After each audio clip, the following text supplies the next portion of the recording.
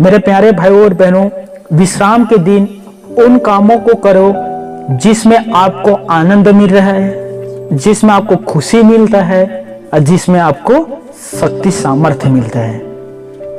क्योंकि वो दिन ईश्वर का दिन है दोस्तों, विश्राम का दिन।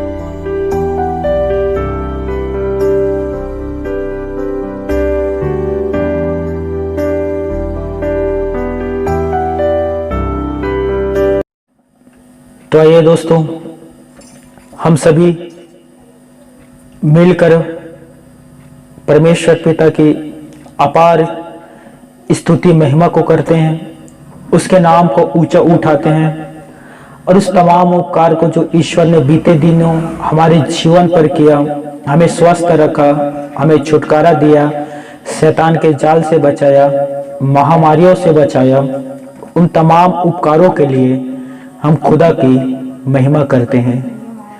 अपने आंखों को बंद कर लीजिए और आइए आराधना को, गीतों को हम सभी मिलकर गाते हैं। Thank you Jesus. आराधना में है छुटकारा, आराधना में है चंगाई, आराधना में है छुटकारा, आराधना में है चंगाई, सारे आत्मा में शांति आनंद देता है, प्यारा प्रभु, सारे आत्मा में शांति आनंद देता है, प्यारा प्रभु, आराधना करे, आराधना करे, वो अच्छा है, कितना बड़ा है, आराधना करे, आराधना वो अच्छा है, कितना बड़ा है, छुटकारा पाए हमेशा, हमेशा छुटकारा पाए हमेशा, छुटकारा पाए हमेशा, हमेशा छुटकारा पाए हमेशा। मांगो तो तुम्हें मिलेगा, ढूंढोगे तुम पाओगे, मांगो तो तुम्हें मिलेगा, ढूंढोगे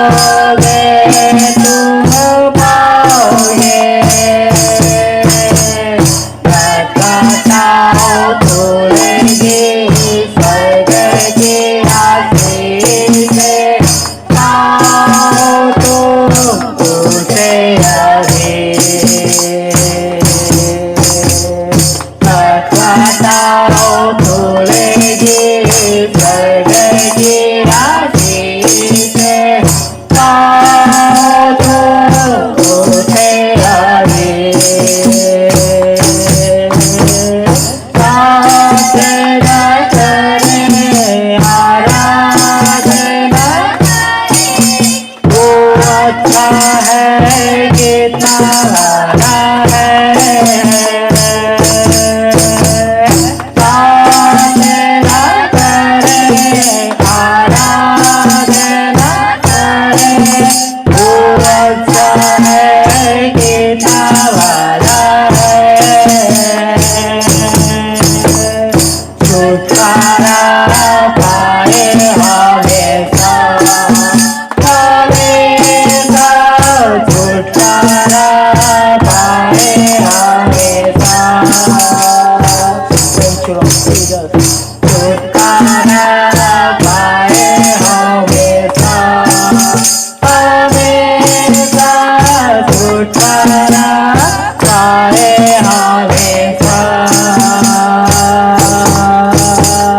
प्रार्थना करो निरंतर, प्रार्थना करो विश्वास में, प्रार्थना करो निरंतर, प्रार्थना करो विश्वास में, भविष्य के दाता, विश्वास के दाता, कोई है सारे बंधन, भविष्य के दाता, विश्वास के दाता, कोई है सारे बंधन, आराधना आराधना वो अच्छा है कितना भला है, आराधना करें आराधना करें, वो अच्छा है कितना भला है, छुटकारा पाए हमेशा, हमेशा छुटकारा पाए हमेशा, छुटकारा पाए हमेशा, हमेशा छुटकारा पाए हमेशा।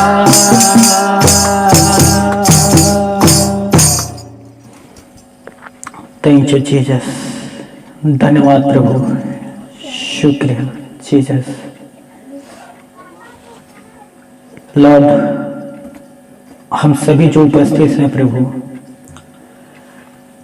अपने पाक करो पवित्र आत्मा से इस जगह पर रूह से परिपूर्ण कर दे खुदा, अपने बहुतायत से प्रेम को उंडेल दे खुदावन हम सभी पर प्रभु। Thank you Jesus, thank you Jesus. महान है हमारा पिता परमेश्वर, वही हमें किसी चीज की घटी होने नहीं देगा। दोस्तों, अपने आंख को बंद कर लीजिए, अपने मन को स्थिर करें, सारा ध्यान आराधना की ओर होना चाहिए और देखें हमारा पिता कितना हमसे प्यार को करता है। धन्यवाद के साथ स्तुति गाऊंगा, है यीशु मेरे खुदा, उपकार तेरे अनेक समान, कोटि कोटि स्तुति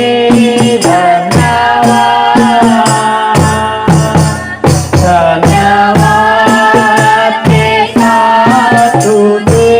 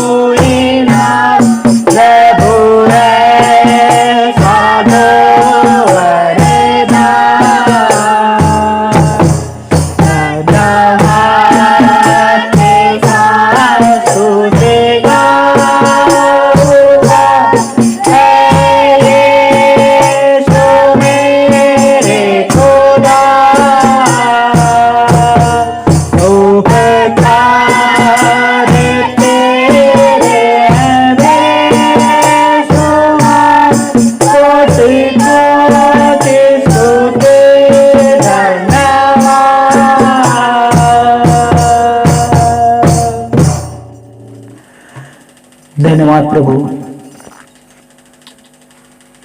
सचमुच खुदा, मांगने से ज्यादा आपने हमें दिया खुदा।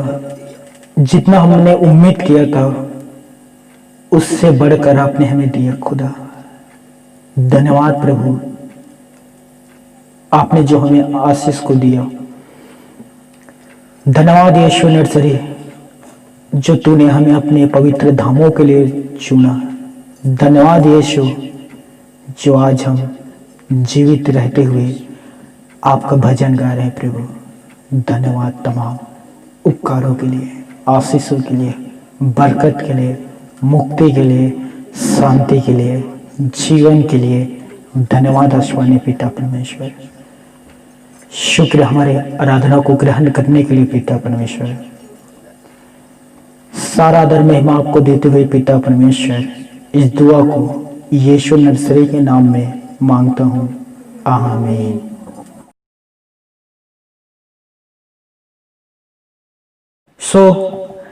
सभी प्यारे भाई बहन को एक बार फिर से जय मसीह की।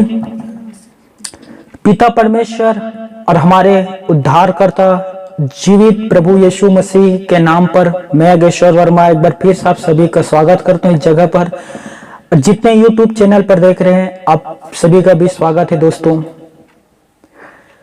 बीते दिनों मुझे इस बात का जानकारी मिला जो आपके सामने मैं रखना चाहता हूं। उसके बाद हम पवित्र शास्त्र वचन से देखेंगे कि बहुत अधिक से अधिक विश्वासी डर रहे हैं अभी, और उन डर के कारण शैतान उनके जीवन पर अपने भय को प्रकट कर रहा है।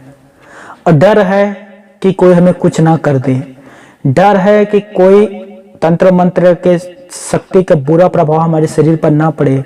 उन्हें डर है कि शैतान कहीं हमें कुछ बर्बाद ना कर दे। उन्हें डर इस प्रकार से अंदर ही अंदर खाते जा रहे हैं। मैं आप लोगों को बता देता हूं दोस्तों, खुदा ने कहा है 366 बार, मत डर मैं तेरे साथ हूं। एक ही दिन का गोली समझ के एक भी वचन यदि आप खाते हैं तो एक इस तरह बच जाएगा दोस्तों। 366 बार खुदा ने कहा है मत डर मैं तेरे साथ हूं, इधर उधर ना ताक मैं तेरा परमेश्वर हूं, मैं तेरी सहायता करूंगा, अपना यह धर्ममय दाहिने हाथ बढ़ाकर तुझे संभाले रहूंगा। जब उस खुदा के हाथ आपके ऊपर है, वो खुदा की बरकत आपके ऊपर है, वो खुदा के आशीष आपके ऊपर है, तो बताओ कौन आपको मिटा पाएगा, कौन आपको नष्ट कर पाएगा दोस्तों। भजनकार ने कहा था भजन संहिता 91 में, जो परम प्रधान के छाए हुए स्थान में बैठा रहे वो सुरक्षित शक्तिमान के छाए में ठिकाना पाएगा। आप उस खुदा के शरण स्थान में है दोस्तों, उस खुदा के छांव पर बैठे हो, फिर कौन आपको नष्ट करेगा। डरिए नहीं, प्रार्थना योद्धा बने। और मैं आपसे सच सच कहता हूं दोस्तों, जितना आप घुटना टेकोगे, जितना परमेश्वर के सामने नम्र बनोगे, दीन बनोगे, उतने ही आप परमेश्वर के महिमा को देखोगे और उतने ही आप शैतान को अपने जीवन से दूर भगाओगे। याद रख लेना, शैतान हारा हुआ शत्रु है। यीशु ने उसके सिर को कुचल दिया क्रूस पर 2000 लगभग 20 वर्ष पहले। वो हारा हुआ है दोस्तों, वो आपसे भी हारेगा। बस आपको खुदा के वचन पर चलना है और प्रार्थना करना है। हालेलुया। चलिए तो आज हम पवित्र शास्त्र बाइबल से देखेंगे। मेरे साथ सभी निकालना, निर्गमन अध्याय 20 उसके 1 से हम देखेंगे।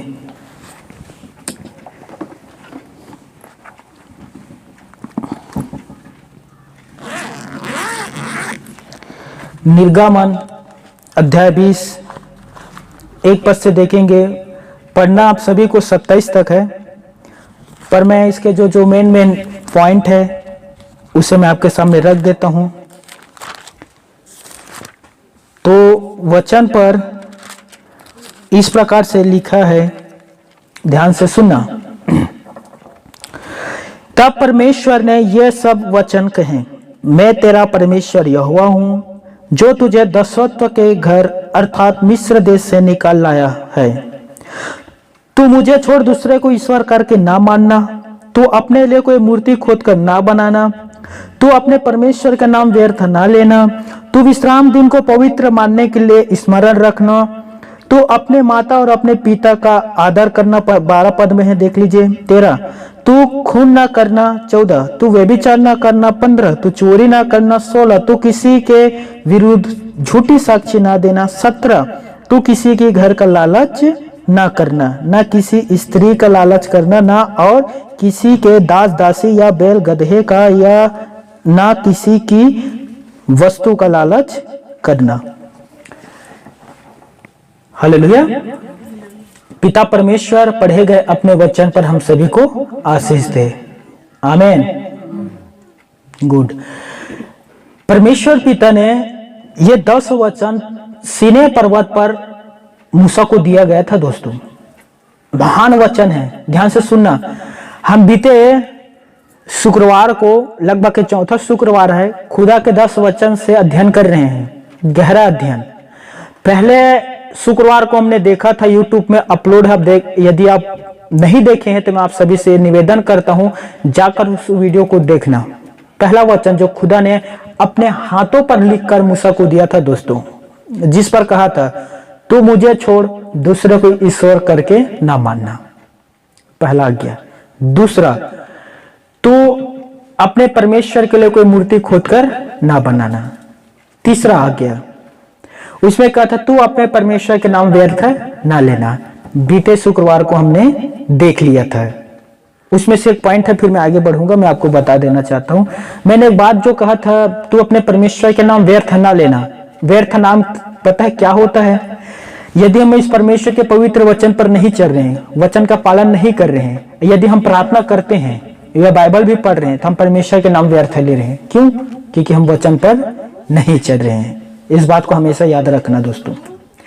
चौथी आज्ञा जो आज हम देखने जा रहे हैं, ध्यान से सुनना। चौथी आज्ञा क्या है?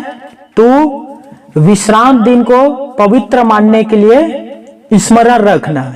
स्मरण का अर्थ होता है याद रखना, कभी वो मिटने ना पाए। पिता परमेश्वर ने हमें चौथी आज्ञा में प्रति सप्ताह एक दिन विश्राम करने का आदेश देते हैं दोस्तों। सप्ताह में एक दिन क्या देते हैं? विश्राम करने के लिए आदेश देते हैं। पुराना नियम में हमें आज्ञा को पूरा करने के लिए 2 उद्देश्य बताते हैं, ध्यान से सुनना, बताया गया है। पहला, प्रथम, निर्गमन अध्याय 20 में आप पूरा पढ़ना, सृष्टि से संबंधित है। ये परमेश्वर ने संपूर्ण सृष्टि की रचना 6 दिन में की। पवित्र शास्त्र बाइबल में हम पढ़ते हैं ना, उत्पत्ति 1 पन्ना, खुदा ने कहा आदि में परमेश्वर ने आकाश और पृथ्वी की सृष्टि की। पृथ्वी बेडौल पड़ी हुई थी, गहरे जल के सतह पर अंधियारा था। परमेश्वर ने कहा उजियाला हो, तो उजियाला हो गया। परमेश्वर ने देखा कि उजियाला अच्छा है, फिर उसे अंधियारे से अलग किया। इस प्रकार पहला दिन हो गया। हालेलुया। 6 दिन में खुदा ने क्या किया? पूरा सृष्टि की रचना की। जितना आप लोगों को दिखाई दे रहा है, कोई भी पूछेगा कितने दिन में बनाया है, तो क्या कहोगे? 6 दिन में। ठीक है, अंधेरे पर तीर ना चला देना। ठीक है, कितने दिन में बनाया है? 6 दिन में। और 6 दिन की सृष्टि बनाने के बाद 7वां दिन क्या किया? परमेश्वर पिता ने विश्राम, आराम किया दोस्तों। अब बहुत से हमारे भाई है इस पर सवाल उठाते हैं, कहते हैं कैसा खुदा है जो थक गया, विश्राम किए? बताओ भला। सर्वशक्तिमान परमेश्वर है, उससे बड़ा कोई नहीं है। वो कहता है मैं ही सबसे पहला हूं और मैं ही सबसे अंत तक रहूंगा, मुझे छोड़ के दूसरा है ही नहीं। भजन से यशायाह 44 के 6 पद में ये बात को कहा गया था खुदा ने। वो परमेश्वर कहता है मैं ही अल्फा ओमेगा हूं, मैं ही प्रथम और अंतिम हूं, मैं ही आदि और अंत हूं। बताओ, कुछ भाई कहते हैं कि कैसे विश्राम किया, कैसे थक गया? बताओ, परमेश्वर कभी थकेगा? कभी थकेगा? खुदा ने 7वां दिन विश्राम इसलिए किया कि जिस सृष्टि की मैंने रचना किया हूं, उस सृष्टि को मैं दोबारा फिर कभी नहीं बनाऊंगा। हालेलुया। जितनी सृष्टि बनाया आप देखना, बाइबल पर लिखा परमेश्वर ने देखा कि अच्छा है। बाइबल पर देखना, हर सृष्टि को परमेश्वर ने बनाने के बाद कहा, देखा कि ये अच्छा है। और 7वां दिन क्या किया? विश्राम किया। तो जो लोग कहते हैं ना कि खुदा कैसे थक गए, उन लोगों से मैं कहना चाहता हूं खुदा नहीं थका है दोस्तों, बल्कि आप थके हुए हो। मनुष्य थका हुआ है, उसे खुद वो चलाता है। थके हुए किसे? मनुष्यों को। हालेलुया। अब सोचिए यदि खुदा थक जाए, खुदा सो जाए, फिर आपको मुझे इतना सारे 9 ग्रह है, कौन संभालेगा? ये जो ग्रह लटका हुआ है ना, ऐसे गिर जाएगा। समझ में आ रहा है? ग्रह के ऊपर सूर्य है, उसके ऊपर तारे हैं, एक तारा टूटकर पृथ्वी पर गिरेगा ना तो आपकी चटनी निकल जाएगा। वो क्या कहते हैं छत्तीसगढ़ी में, सिल लोड होती, क्या बोलते हैं इसे, चटनी पीसने वाले। तो ध्यान से सुनना, तो उसमें एक छोटे से टमाटर रखोगे, उसे पीसोगे, क्या हो जाता है उसका पूरा चटनी निकल जाती है। हालेलुया। तो खुदा ये सब कुछ को अपने नियंत्रण में रखा है दोस्तों, सब कुछ उसके नियंत्रण में है। परमेश्वर ने 7वां दिन आराम किया, विश्राम किया, इसलिए परमेश्वर ने इस दुनिया को आशीष दी, 7वां दिन आशीष दी और उसे दूसरे दिनों से अलग ठहराया। ध्यान से सुनना। दूसरे उद्देश्य, व्यवस्था विवरण अध्याय 5 के 15 पद, 5वें के 15 पद, कोई मेरे साथ निकालना, मैं पढ़ रहा हूं।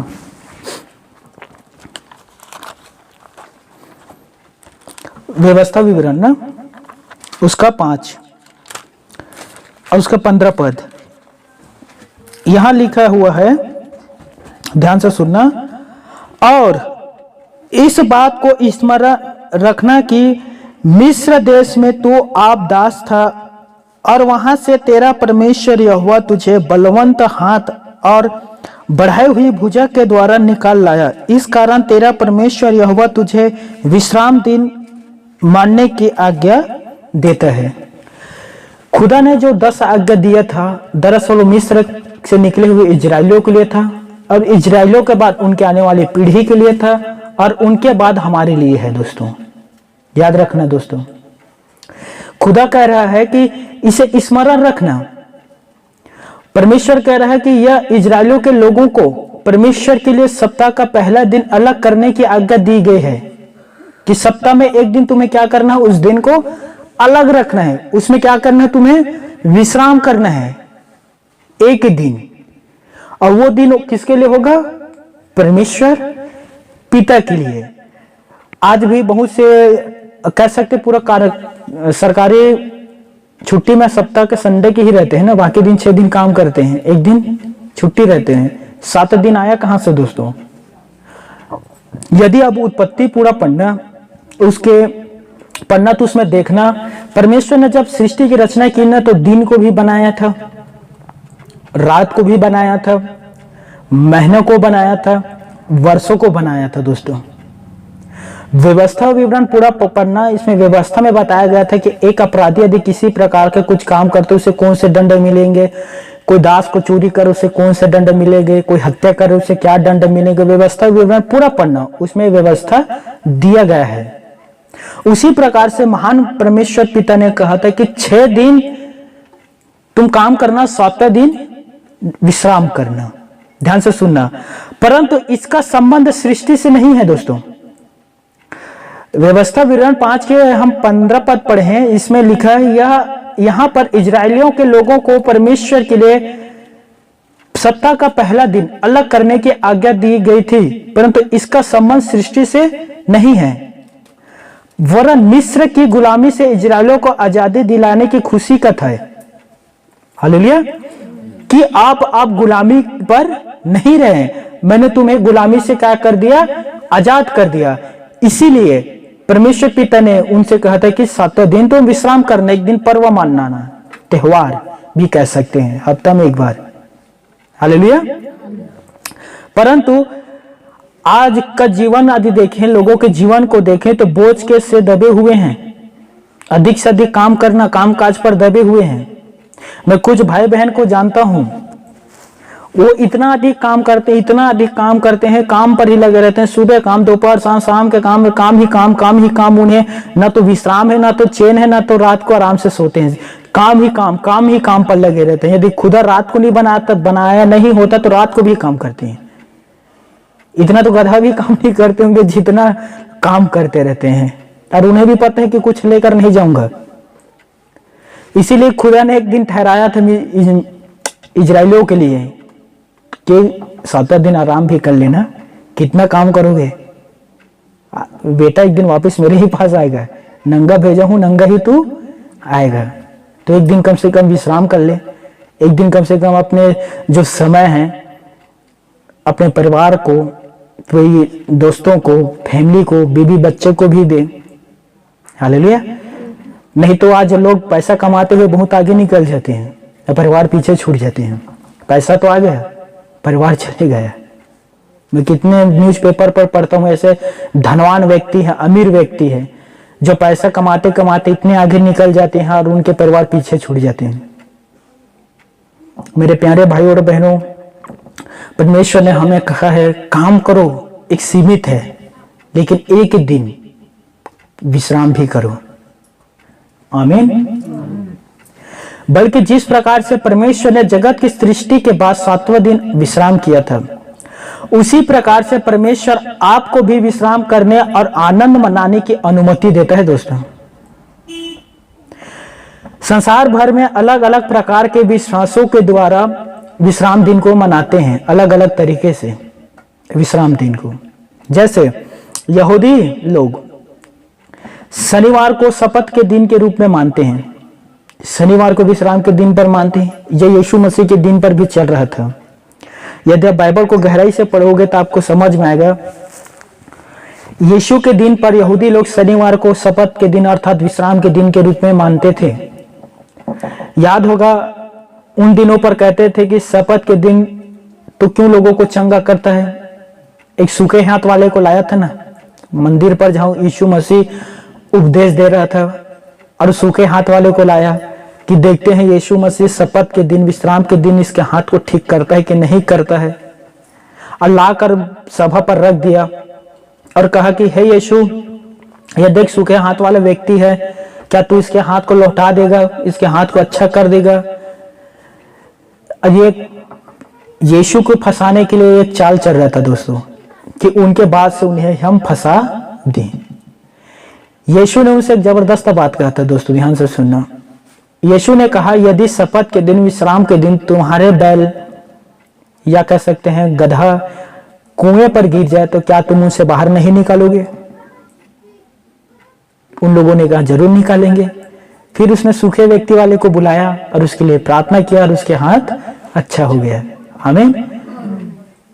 मेरे प्यारे भाई और बहनों, शपथ के दिन लोगों ने कहा तुम्हारे चेले कैसे बाल को तोड़ तोड़ के खा रहे हैं शपथ के दिन। आदि प्रकार से बाइबल पर, नए नियम पर देखना, बहुत जगह इस संबंध में बताए गए हैं। और यहूदी लोग यीशु मसीह के दिनों में शनिवार को जो है विश्राम के दिन के रूप पर मानते थे। अधिकतर मसीही लोग परंपरागत रूप में रविवार को अर्थात यीशु मसीह के पुनरुत्थान के दिन को विश्राम करके मानते हैं। जैसे हम लोग भी संडे को मानते हैं, रविवार को, जिस दिन यीशु मसीह का क्या हुआ था, पुनरुत्थान हुआ था। एक घटना आपको याद है, जब यीशु मसीह ने क्रूस पर अपना दम तोड़ दिया, उस संसार को पाप को लेकर चढ़ गया और उसका शरीर से जब आत्मा बाहर हुआ, तो उस दिन जो लोग उन्हें क्रूस पर चढ़ाया तो उन लोगों ने क्या कहा था कि इसे हम क्रूस से नीचे उतार लाएं, क्योंकि कल शपथ का दिन है और शपथ के दिन हम कुछ काम नहीं करते। इसीलिए जल्दी जल्दी यीशु मसीह को क्रूस से नीचे उतारा और उसे कब्र पर रख दिया, क्योंकि दूसरे दिन क्या था, शनिवार, विश्राम का दिन था। तो यीशु मसीह क्रूस पर कब चढ़ाया गया था? शुक्रवार को, सभी याद रखना। और मुर्दा मसीह किस दिन जी उठा था? संडे को, ठीक है। और हम लोग किस दिन सब विश्राम के रूप में मानते हैं? संडे को, कुछ भाई को छोड़कर, कुछ बहनों को छोड़कर। ये लोग लकर धकर है, जल्दी जल्दी इन लोग क्या करते हैं आपको बता देता हूँ। कुछ भाई से मैं बात किया, जैसे अभी कौन से समय चल रहा है, कटनी का समय, फसल काटना है, धान है ना, वो अगले साल का बात है, अभी तो कोरोना वायरस आ गया है। तो उनसे कहा कि देखिए, परमेश्वर ने कहा है 6 दिन तू काम कर, जितना चाहे काम कर, रात को भी करना है, कर डाल, पर 7वां दिन परमेश्वर के भवन तुझे आना है। ये परमेश्वर का वचन है।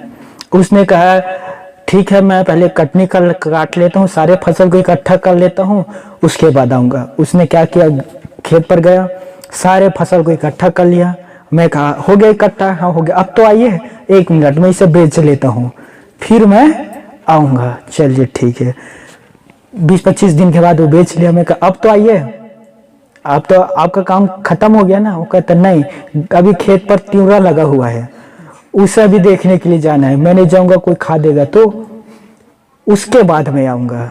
फिर वो चला गया वो तिउरा रखने के लिए, फसल के देख रेख करने के लिए, वो भी कट होगा। अब तो आइए, अब तो आ जाइए, अब क्या काम बच गया है।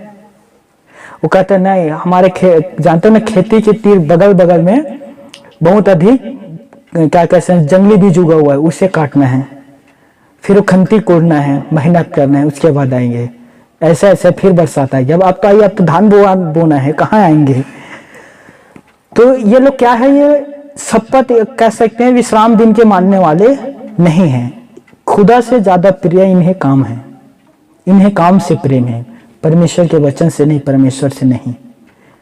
अब मुझे तो इस बात को दुख लगता है, जिस दिन वो खुदा के पास जाएगा उस दिन वो क्या कहेगा।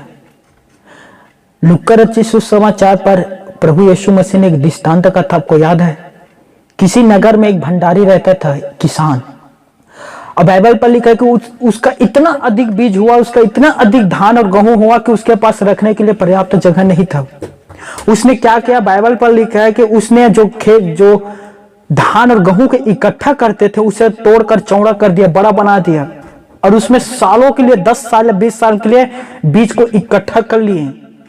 और सब कुछ इकट्ठा करने के बाद वो अपने जीव से कहते हैं, अपने आत्मा से कहता है, हे मेरे मन, अब तेरे लिए अधिक वर्ष के लिए खाने के लिए चैन कर, सुख से आराम से रह। परमेश्वर के वचन उसके पास पहुंचता है, हे मूर्ख, परमेश्वर कहता है उसे, हे मूर्ख, इसी रात तेरा प्राण ले लिया जाएगा, तूने जो कुछ इकट्ठा किया वो किसका होगा। बताओ, इसने क्या किया था पूरे जीवन, धन धन धन देखे थे, धन देने वाले को नहीं देखे थे। और परमेश्वर ने इसे क्या करके संबोधित किया, हे मूर्ख। ये व्यक्ति ऐसे होते हैं जो अपने लिए धन इकट्ठा करते हैं, अपने लिए सब कुछ करते हैं, लेकिन खुदा के दृष्टि में वो धनी नहीं है। लुक्का रचित सुसमाचार अध्याय 12 का 20 पद पढ़ लेना घर पर जाकर, वहीं का ये दृष्टांत है दोस्तों। खुदा ने आपको समय दिया, काम करिए, इसमें कोई गलत नहीं है। ईश्वर ने 6 दिन आपको काम करने के लिए दिया, जिस प्रकार से स्वयं पिता परमेश्वर ने 6 दिन में पूरे सृष्टि की रचना किया था, लेकिन 7वां दिन क्या किया था, सारे कहना क्या किए थे, विश्राम। हमें भी क्या करना, 6 दिन काम करने, 7वां दिन विश्राम करने। देखिए, इसमें दरअसल अधिक से अधिक ना आपको भी फायदा है दोस्तों। अब सोच रहे होंगे कैसे फायदा है।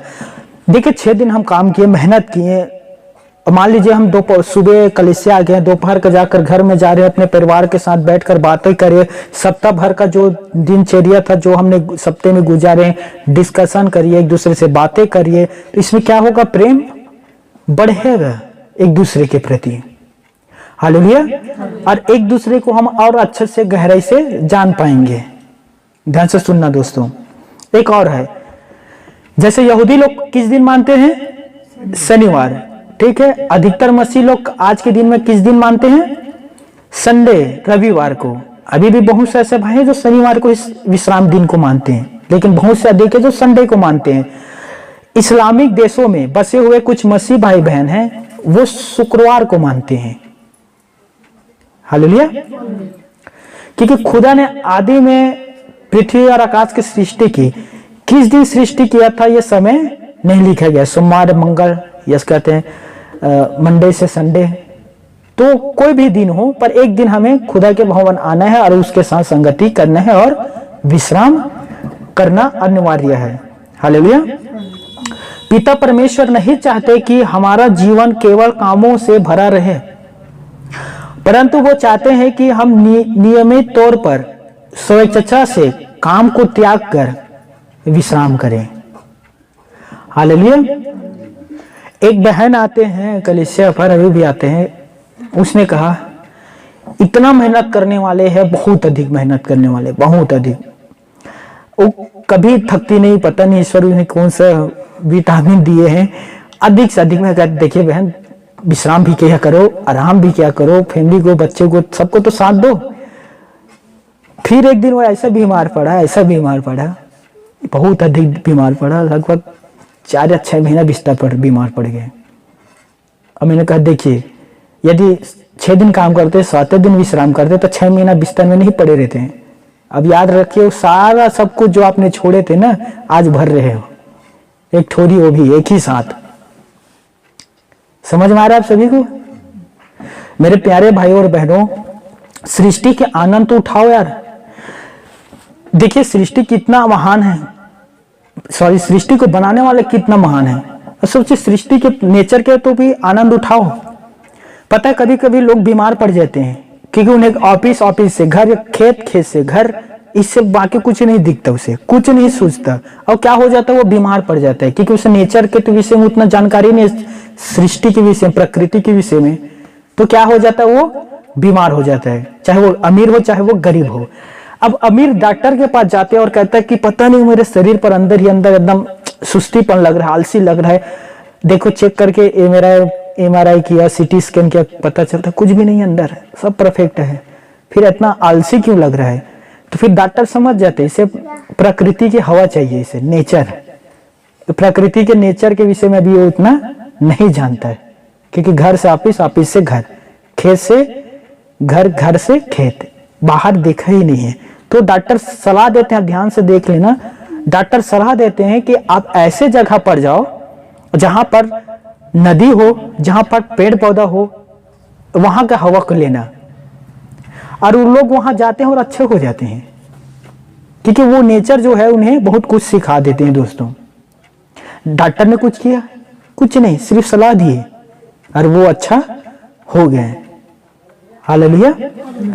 तो आपको सृष्टि के आनंद उठाना चाहिए दोस्तों। कभी कभी आपको समय मिलता है ना, तो कुछ ऐसा जगह जाइए जहां चाहे पार्क हो, गार्डन हो, जहां मस्त झरना बह रहा हो, कुछ ऐसे भी जगह जाइए, लुत्फ उठाइए। जीवन खुदा ने आपको दिया है, एंजॉय भी तो करिए। हालेलुया। कब तक कहते रहोगे चमड़ी जाए पर दमड़ी ना जाए? हालेलुया। ध्यान से सुनना, विश्राम दिन आप अपना काम बंद करके पिता परमेश्वर के काम को देख सकते हैं। दोस्तों एक दिन आप कभी महसूस किए, मैं तो करता हूं, कभी कभी मैं ज्यादातर बाहर नहीं निकलता, रात को बाहर जब निकलता हूं मैं सूर्य चंद्रमा को देखता हूं और परमेश्वर की महिमा करता हूं। सोचिए कितना अद्भुत परमेश्वर की सृष्टि है दोस्तों, जो खुदा ने बनाया है। आपने कभी ईश्वर को धन्यवाद दिए हैं?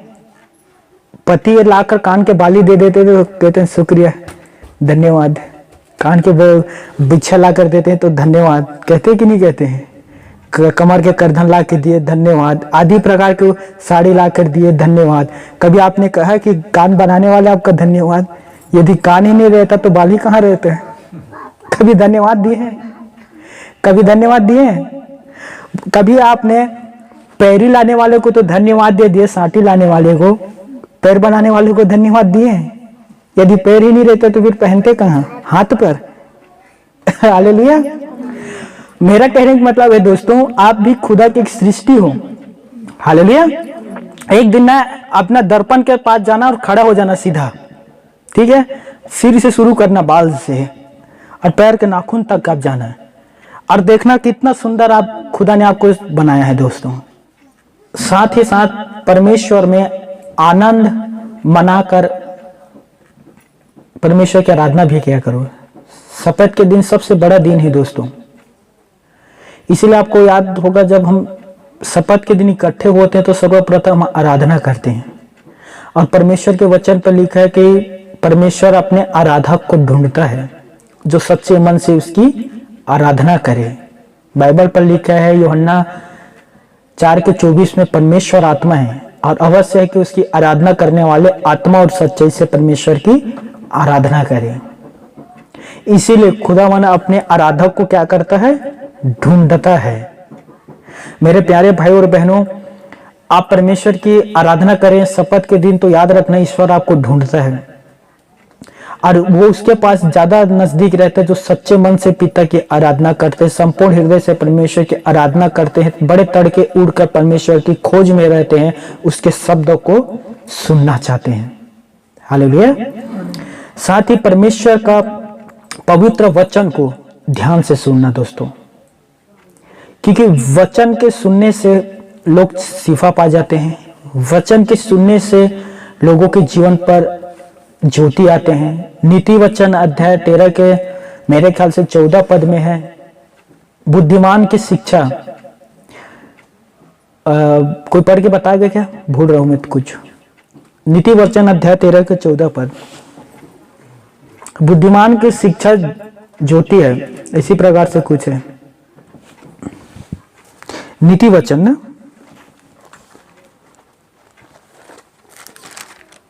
चलिए मैं पढ़कर सुना देता हूं, निकल आया। बुद्धिमान की शिक्षा जीवन का स्रोत है और उसके द्वारा लोग मृत्यु के फंदे से बच सकते हैं। खुदा के वचन पर लिखा है कि बुद्धिमान की शिक्षा क्या है? जीवन का स्रोत है। हालेलुया। और उसके द्वारा लोग मृत्यु के फंदे से भी बच सकते हैं। हालेलुया। कौन लोग बचेंगे? जो ध्यान से सुनते हैं। मेरे प्यारे भाइयों और बहनों, विश्राम के दिन उन कामों को करो जिसमें आपको आनंद मिल रहा है, जिसमें आपको खुशी मिलता है और जिसमें आपको शक्ति सामर्थ्य मिलता है, क्योंकि वो दिन ईश्वर का दिन है दोस्तों, विश्राम का दिन। सोचिए, खुदा ने हम मनुष्यों के लिए कितना, सोचिए अभी से नहीं, करोड़ों वर्ष पहले परमेश्वर ने हमें आज्ञा दिया था हमारे बाप दादाओं को कि तू विश्राम दिन को पवित्र मानने के लिए स्मरण रखना। उस दिन वो काम करना जिसमें तुम्हें खुशी मिलता है, जिसमें तुम्हें आनंद मिलता है, जिसमें तुम्हें शक्ति मिलता है, उन्हीं कामों को करना। किस दिन? विश्राम के दिन। हालेलुया। प्रभु की स्तुति हो। मेरे प्यारे भाइयों और बहनों, हमारे अनंत जीवन की आशा है दोस्तों। विश्राम के दिन अपना विश्राम करते हुए, मस्त कहीं लेटे हुए, पार्क में, आंगन में, खाट में लेटे हुए उस अनंत भविष्य के विषय में सोचना जो यीशु मसीह आपके लिए, मेरे लिए, तमाम विश्वासी के लिए वहां इकट्ठा कर रहे हैं, उस स्वर्ग में बना रहे, उस विषय में सोचना कि देखिए कितना महान खुदा है और उसका पुत्र यीशु नरसरी जो हमारे लिए स्वर्ग पर घर बना रहे। विश्राम के दिन मस्त विश्राम करते हुए सोचना कितना महान वो घर होगा। बाइबल पर लिखा है मनुष्य के हाथों का बना हुआ नहीं होगा दोस्तों, वो परमेश्वर के पुत्र यीशु नरसरी के हाथों से बना हुआ महल आपको मिलेगा दोस्तों। सोचिए, उस विषय में सोचिए। बाइबल पर लिखा वहां कोई रोग नहीं होगा, वहां कोई लोग बीमार नहीं पड़ेंगे, कोई मृत्यु नहीं, वहां सिर्फ जीवन है। बाइबल पर लिखा वहां कोई अंधकार नहीं होगा, वह कभी भी वहां रात नहीं होगा, क्योंकि परमेश्वर के ज्योति वहां हमेशा चमकते रहता है। और विश्राम करते हुए उसके विषय में सोचिए जिसमें आपको खुशी मिले, जिसमें आपको आनंद मिले, जिसे सोच सोच कर आप आनंदित हो जाएं। और जहां सोच रहे वहीं चिल्ला कर कहो, प्रभु यीशु जल्दी से आकर ले जा। Hallelujah, hallelujah. कौन कह पाएंगे इस बातों को? जो प्रभु में है।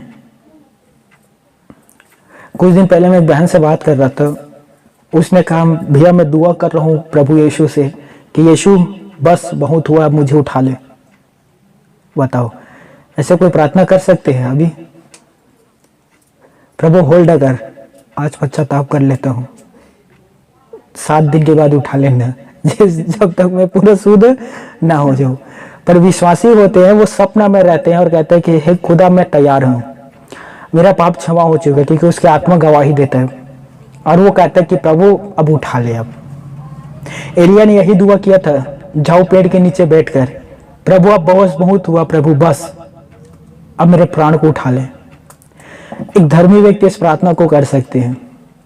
हालेलुया।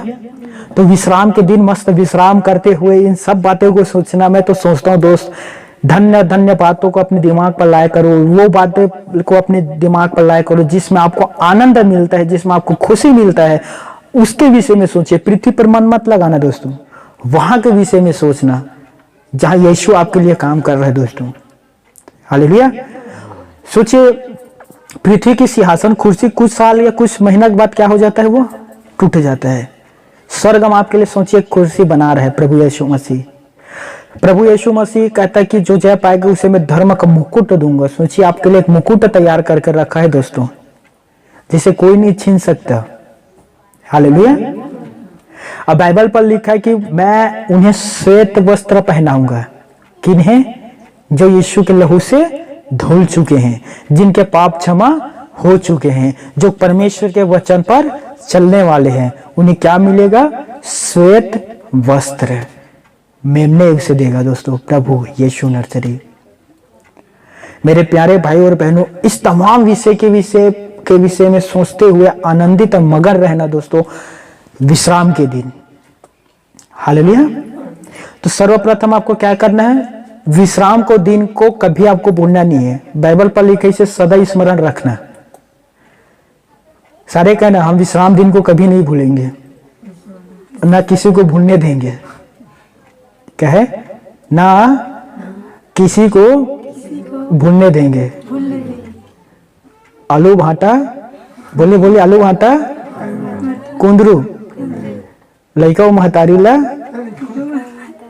दाई और नारी ला लेके जाबो कलेसिया। हालेलुया। कभी ना भूलना, इसे हमेशा क्या रखना? याद रखना। ठीक है कि खुदा ने कैसे 6 दिन के बाद 7वां दिन विश्राम किया था। हम भी 6 दिन के बाद काम करने के दिन 7वां दिन क्या करना है? विश्राम करना है। और परमेश्वर के पवित्र वचन को विश्वासों के साथ बांटना है। हालेलुया। हमें बात करना है, विश्वासों से हाथ मिलाना है, जय मसीह के कहना है, एक दूसरे का हाल चाल पूछना है। बीते सप्ताह आपने बताया था कि आपके जीवन पर ऐसा ऐसा समस्या था। 6 दिन मैंने निरंतर आपके लिए प्रार्थना किया। क्या आपके जीवन पर कुछ चेंज आया? क्या आपके जीवन पर कुछ हुआ? पूछिए, पूछते हो? नहीं, अधिकतर से अधिकतर नहीं, विश्वासी नहीं पूछते। प्रार्थना ही नहीं करते तो पूछेंगे कहां से? ये पूछना चाहिए दोस्तों। आपको एक दूसरे से संपर्क में रहना है, उनके लिए प्रार्थना करिए। 7वां दिन जब आप इकट्ठे होते हैं तो एक दूसरे की बुराई से अच्छे के एक दूसरे की उन्नति के विषय में हम बातें को करें, एक दूसरे की उन्नति की हम जानकारी लें। पिछले हफ्ते आपके जीवन कैसा था और अभी आपके जीवन कैसा है? हमें बताइए। कोई समस्या, हम आपके लिए दुआ करेंगे, ईश्वर के सामने गिड़गिड़ाएंगे, रोएंगे भी, घुटना भी टेकेंगे। और हमें विश्वास है ईश्वर आपको अच्छा करेगा, स्वस्थ रखेगा। हालेलुया। ये विश्राम के दिन बातें करें दोस्तों। मेरे प्यारे भाई और बहनों, बहुत से लोग हैं जो इस विश्राम दिन को तुच्छ जानते हैं। बहुत से लोग हैं जो विश्राम दिन को परमेश्वर के भवन भी नहीं आते और ना ही घर पर किसी प्रकार की संगति रखते हैं। उनका और कलीसिया पर आने वाले का दोनों का न्याय होगा दोस्तों। आपको क्या लगता है कौन बच निकलेगा? दोनों का न्याय होगा भाई, कौन बचेगा? उसी प्रकार से दोस्तों, आपको विश्राम के दिन पर चलोगे तो आपको विश्राम के दिन पर विश्राम मिलेगा। ठीक है, समझ में आ रहा है? विश्राम दिन के जैसे न करने हैं, विश्राम गांव है उनके जैसा ना चले जाना। विश्राम पर पहुंचे या ना पहुंचे, विश्राम गांव पहुंच जाते हैं वहां जाकर विश्राम कर लेंगे। ऐसे ख्याल पर भी मत लाना। हालेलुया। क्या आपको विश्राम गांव जाना है या वहां विश्राम करना है? अब सभी के लिए प्रार्थना करने जा रहा हूं। अपने आंखों को बंद कर लीजिए। धन्यवाद आसमानी पिता परमेश्वर। दुआ है मेरा आसमानी पिता परमेश्वर, प्रार्थना करता हूं आज के जो पवित्र शास्त्र वचन से हमने देखा परमेश्वर पिता, उस पर हमें आशीष दे खुदावन कि हम सदा आपके विश्राम दिन को पवित्र मानकर सदा स्मरण रखें और उस विश्राम दिन पर सदा चलते रहें। प्रभु हमें इतना सामर्थ्य अनुग्रह से भर दीजिए पिता परमेश्वर। धन्यवाद आज के आराधना पर और वचन पर आपने हमें आशीष दिया प्रभु। इस तमाम प्यारे भाई बहन ने जिस वचन को सुना, ग्रहण किए हैं परमेश्वर पिता, और बहुत कुछ जो आज वचन के द्वारा सीख पाए हैं उसके अनुसार अपने जीवन को व्यतीत करने पाए पिता परमेश्वर। इनके साथ रहना है पिता। धन्यवाद जो आपने हमारी प्रार्थना को सुना, जो विनती को सुना पिता परमेश्वर। धन्यवाद प्रभु। साथ ही दुआ करता हूँ प्रभु, यदि कोई किसी प्रकार की बीमारी से लड़ रहे हैं प्रभु, उसमें उसे जय दिला दीजिए प्रभु। यदि आपके शरीर में कोई बीमारी हो, जगह पर अपने हाथ को रख लीजिए। लॉर्ड जीसस, दुआ करता हूँ प्रभु, इनके शरीर के किसी भी अंग में कोई भी समस्या क्यों ना हो, यीशु के समर्थी और पवित्र जलाली नाम से दूर हो जाए। पिता परमेश्वर, छू के शिफा दे प्रभु, सारे बीमारी शरीर के मैं तुझे आज्ञा देता हूँ, यीशु मसीह के नाम से इन सबके शरीर से दूर हो जा। Fire in the name of Jesus Christ, यीशु के नाम से तुझे आज्ञा दे रहा हूँ, तमाम लोगों के जीवन से दूर हो जा। Fire in the name of Jesus Christ. धन्यवाद प्रभु, शुक्र है जो आपने प्रार्थना को सुना, धन्यवाद जो आपने चंगाई को दिया। पिता परमेश्वर, सारा आदर महिमा गौरव सम्मान अधिकार आपको देते हुए पिता परमेश्वर, धन्यवाद के साथ इस दुआ को यीशु मसीह के नाम से मांगता हूँ, आमीन। God bless you. प्रभु आप सभी को आशीष दे।